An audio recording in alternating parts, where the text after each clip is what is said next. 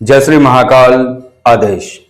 तो आज की चर्चा का विषय है कि आप अपने लिए जो भी आपको चाहिए, जो भी आपको प्राप्त करना है, उसके लिए आप किस तरीके से और कौन सी प्रार्थना लगाकर आप साधना कर सकते हैं। क्योंकि आपने सुना होगा कि एक बार कॉलिंग फॉर ऐप के द्वारा किसी साधक ने अपने लिए सर्व कार्य सिद्धि का प्रयोग मांगा था और वो प्रयोग निकला भी, लेकिन उसमें संपुटित प्रक्रिया जो थी वो बहुत लंबी थी। तो जब वो प्रक्रिया लंबी थी और जाप का समय लगभग 3 से 4 घंटे सुबह और 3 से 4 घंटे शाम को, और वो उपाय मैंने आपको बताया भी है एक वीडियो के माध्यम से। अगर आप सर्व कार्य सिद्धि की कामना के रूप में अगर आप करते हैं तो आपको जाप ज्यादा मात्रा में करना होगा, और वो उपाय भी बताया था। और यहाँ मैं फिर बता देता हूँ आपको कि आपको करना क्या है कि पहले गणपति, गुरु और भैरव जी, इन तीनों मंत्रों का एक एक माला जाप करना है। और जाप करने के बाद आपको सर्वबाधा विनिर्मुक्तो धन धान सुतान्विता मनुष्यो मत प्रसादेन भविष्यति न संशया, इस श्लोक की एक माला जाप करनी है। और एक माला जाप करने के बाद फिर आपको कुंजिका मंत्र का जाप करना है। ओम ऐं ह्रीं क्लीं चामुंडा विच्चे ओम ग्लोम हुम क्लीं जूम सा ज्वलय ज्वलय ज्वल ज्वल फेट ज्वल फेट ज्वल ऐं ह्रीं क्लीं चामुंडा विच्चे ज्वलम समलम चिंतन स्वाहा। इस मंत्र का आपको जाप करना है। फिर 2 माला से पहले आपने सर्वबाधा किया, फिर आपने कुंजिका मंत्र किया, फिर आपको 2 माला सर्वबाधा की, फिर 1 माला कुंजिका की, फिर 2 माला सर्वबाधा की, फिर 1 माला कुंजिका की। इस तरीके से आपको 11 माला कुंजिका मंत्र की करनी है। तो स्वभावतः 21 या 22 माला सर्वबाधा विनिर्मुक्तो धनधान सुतान्विता श्लोक की हो जाएंगी। तो 31 माला आप ये करेंगे तो स्वभावतः काफी समय लगेगा। तो ये सर्व मनोकामना या सर्व कार्य सिद्धि के लिए है, तो इससे निश्चित रूप से लाभ होता है। 31 दिन में तत्काल से परिणाम प्रकट होते हैं।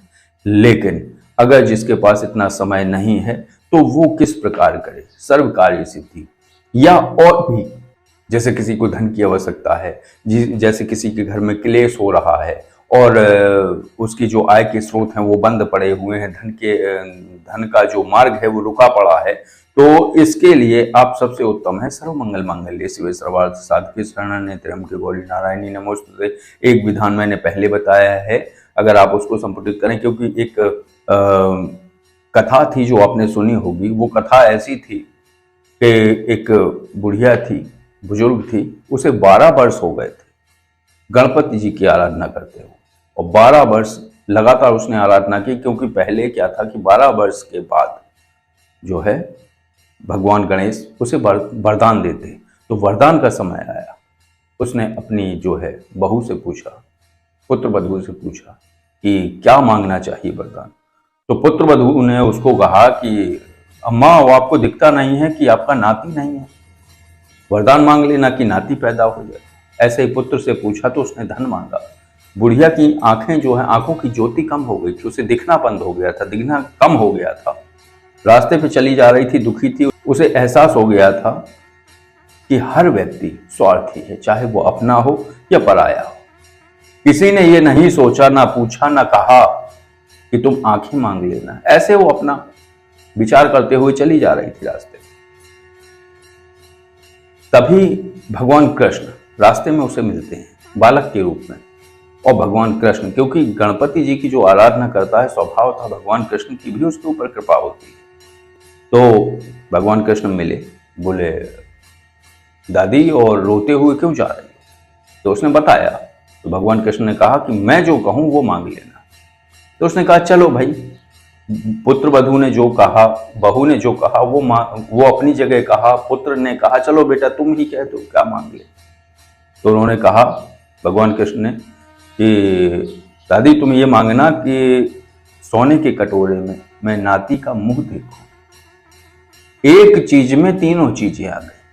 आंखें, भाई बिना आपकी आंखों की ज्योति नहीं होगी तो आप देखोगे कैसे? धन नहीं होगा तो सोने का कटोरा आएगा कैसे? और पुत्र, तो वो नाती नहीं होगा अगर, पौत्र नहीं होगा अगर, तो मुंह कैसे देखोगे? तो एक मांग में तीनों मांगे इंक्लूड हो गई। तो ये सब भगवान की कृपा से, तो वही चीजें हैं। जैसे ये श्लोक है ना, सर्वा बाधा विनिर्मुक्त, तो सभी बाधाओं से मुक्त करो, मुक्त हो जाए हम, माता ऐसी कृपा करना। धन धान्य सुतान्विता, धन भी हो, धान्य भी हो, वो पुत्र भी। और मनुष्यो मत प्रसादेन भविष्यति न संशयः। सर्वाबाधा विनिर्मुक्तो धन धान सुतान्विता मनुष्यो मत प्रसादेन भविष्यति न संशयः। ऐसा मनुष्य कभी भी भविष्य की चिंताओं में ग्रस्त नहीं होता है। माता भगवती की कृपा से सभी मांगे पूर्ण हो गए। ऐसे ही सर्व मंगल मांगल्य शिवे सर्वार्थ साधिके शरण्य त्र्यंबके गौरी नारायणी नमोस्तुते। उसमें दुर्गा सप्तशती में जो संपुटित मंत्र दिए हैं पीछे, सबसे अंत में आप देखना मिल जाएंगे। जिसका विवाह नहीं हो रहा है तो वो विवाह हेतु पत्नी मनोरमाम देहि मनोवृत्तानुसारिणी इस वाले श्लोक को करें।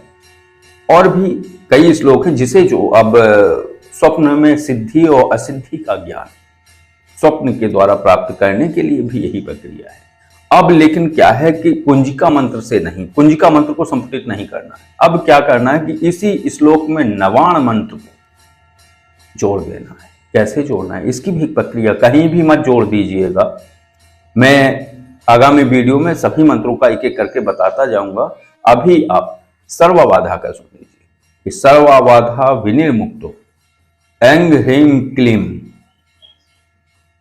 धन धान्य सुतान्विता चामुंडाय मनुष्यो मत प्रसादेन विच्चे भविष्यति न संशयः। इस तरीके से आप करेंगे। अगर आप सर्व मंगल मांगल्य का करें तो इस प्रकार करना है।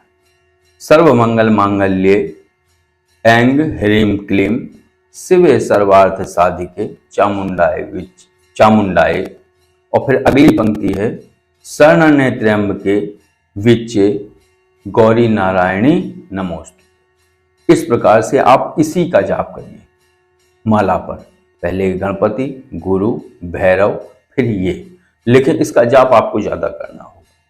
लगभग 31 या 51 माला इतना आप प्रतिदिन करिए। 31 दिन में स्थितियां बदल जाएंगी, निश्चित रूप से लाभ होगा। जो लोग कहते हैं कि मुझे जाप करने का लाभ नहीं होता है, मैं जाप करता हूं, पूजा पाठ करता हूं, फिर ऐसे ऐसे विघ्न आते हैं, घर में क्लेश हो जाता है, समस्याएं आ जाती हैं, तो ये सभी समस्याएं एकदम प्रकट होती हैं। तो ये क्यों होती हैं? ये परीक्षाएं हैं। आपका जो प्रारब्ध है वो आपको घर्षण में फेंक रहा है, इसीलिए ये सारी दिक्कतें हैं। तो जब आप शुरू करेंगे तो प्रारब्ध टूटेगा। तो प्रारब्ध कहाँ चाहता है कि कोई उसे तोड़े? तो प्रारब्ध के कारण ही ये परीक्षाएं शुरू होती हैं। तो परीक्षाओं में आपको दृढ़ रहना है, जाप करना है, और जाप करने के बाद जैसे आपके 31 दिन पूर्ण हो जाए तो आपसे जितना बन सके, कोई दशांश की बात नहीं है कि दशांश ही हवन करना है। 2 माला, 5 माला, 10 माला, 20 माला, जितनी आपकी क्षमता हो, क्षमता अनुसार आप अपना हवन संपन्न करिए। हवन में क्या करना है? हवन में आपको पहले 1 माला गणपति, 1 माला गुरु मंत्र, 1 माला भैरव मंत्र, ओम बम बटुक भैरवाय नमः, इस मंत्र से, और बाकी जो भी आप करें, जैसे सर्वबाधा विनिर्मुक्तो ऐंग ह्रीं क्लीं धन धान्य सुतान्विता चामुंडाय मनुष्यो मत प्रसादेन विच्चे भविष्यति न संशयः। कोई भी मंत्र करें तो फिर इसकी जो है हवन आहुति करनी है इस मंत्र से, क्योंकि कहीं कहीं कहा गया है श्लोक व स्तोत्र की आहुतियां निषेध है। लेकिन देखो, अपना मानना है, वैदिक में यही मान्यता है, लेकिन आज तक किसी ने ये नहीं बताया है कि क्यों।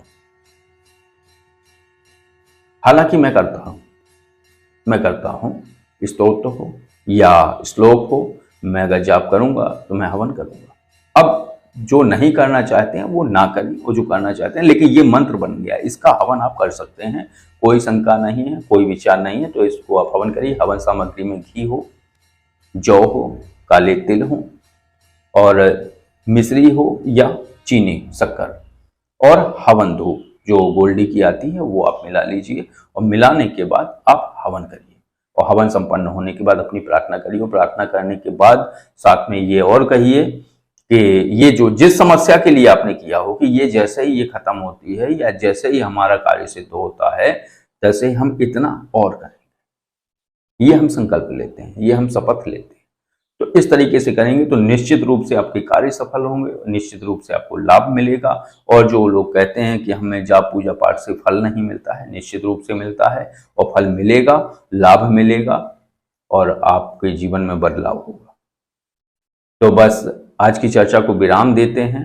जैसे कि हर बार आपको बताया जाता है कि अगर आप किसी पारलौकिक समस्या के विषय में कोई चीज जानना चाहते हैं तो आप कॉल मी4 ऐप द्वारा कॉल करके जानकारी ले सकते हैं। कॉल मी4 को डाउनलोड करिए और उसमें जय योगेश्वर महादेव आईडी सर्च करिए। जो चैनल का नाम है वही उसमें आईडी है।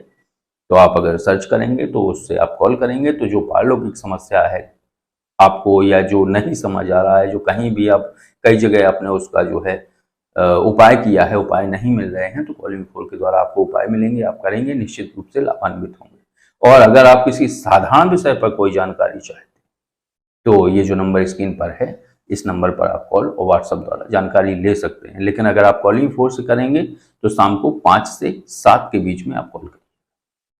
तो बस आज के वीडियो को विराम देते हैं। आदेश। जय श्री महाकाल।